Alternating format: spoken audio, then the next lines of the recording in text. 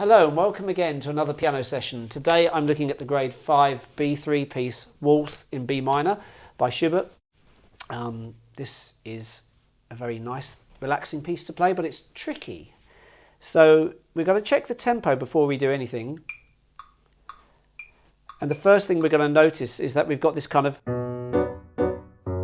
accompanying idea. So we'll talk about all this in a minute. I'll play it for you first and then we'll break it down. Here we go.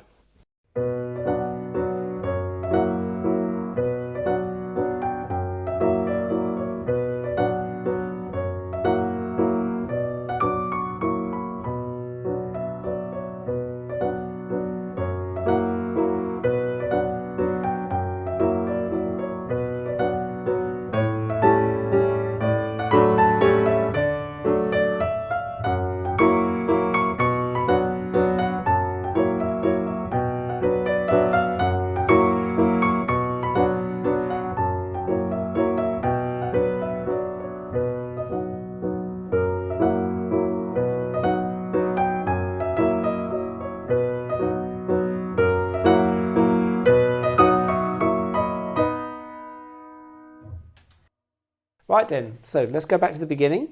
Looking at this left-hand accompanying part, it's played pianissimo, so nice and soft, not too intrusive, nice and quiet.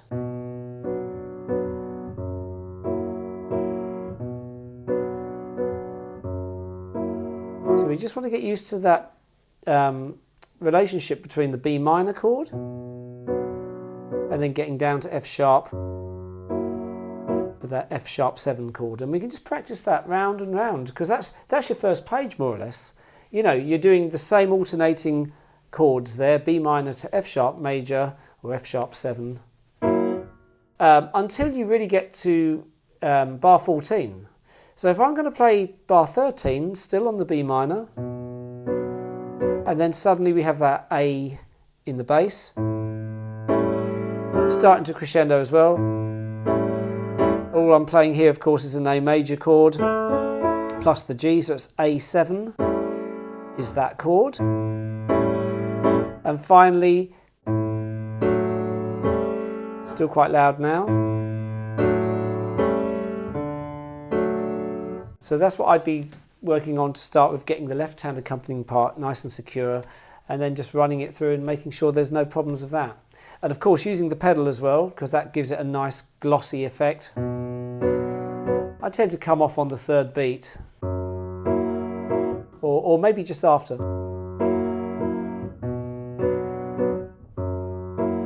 Either way, I'm more or less pedaling at the start of each bar. So there you go, that's the left-hand part.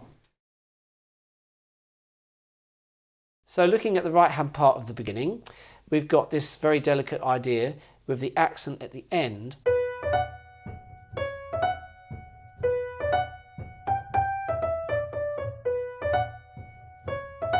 Doesn't have to be overly pronounced perhaps, but just enough to be noticeable.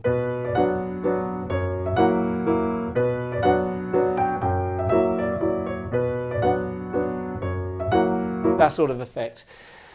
It's fairly straightforward, and then of course we've got, and then it's repetition. It's quite straightforward, bar 9. Just like the beginning. You can have a bit of rubato maybe, you know, in places where you slightly stretch the timing. A good example would be bar 12, you know, when I'm just coming in from bar 11.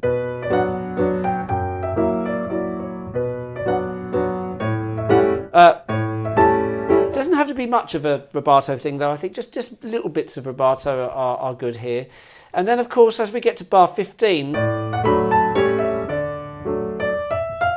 it's kind of getting louder here. Oops.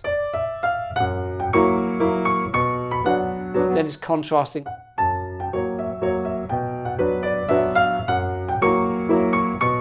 And then again, stop. Ideally get your left hand learnt a bit better than me, so that it's nice and secure. But again, these chords are the same chords you've been playing on page 1, so it pays dividends to really get good at the left hand on these parts.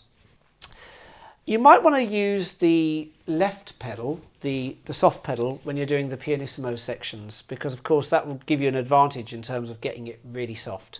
So when I'm at bar 25, for example, I might be pedaling using both pedals. You know, I'm doing a bit of pedaling at the start. At the very beginning, we have B minor chord. In this place, bar 25, we've got major. But I'm only doing a dab of pedal. I'm not trying to drown it in pedal. You know, it's just enough to maybe coming off on beat 3. You could also come off on beat 2. It's a bit crisper.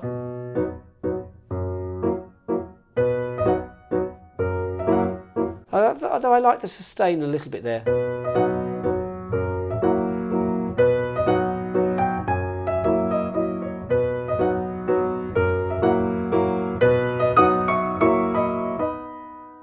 We don't have much of a slowing down at the end, it just kind of carries on, very sort of broad there. Not with a D though. So I hope the points that I've made here today have been useful to you. There's not an awful lot to keep in mind, you've just got to just practice it and be solid with that left hand part, so that it's automatic. You could even practice the left hand without really looking at your hand. Just try and learn to play it by feel, especially the first few bars. Good luck, and hopefully see you around on some of the other videos that I'll make soon. Okay, thanks for watching. Take care.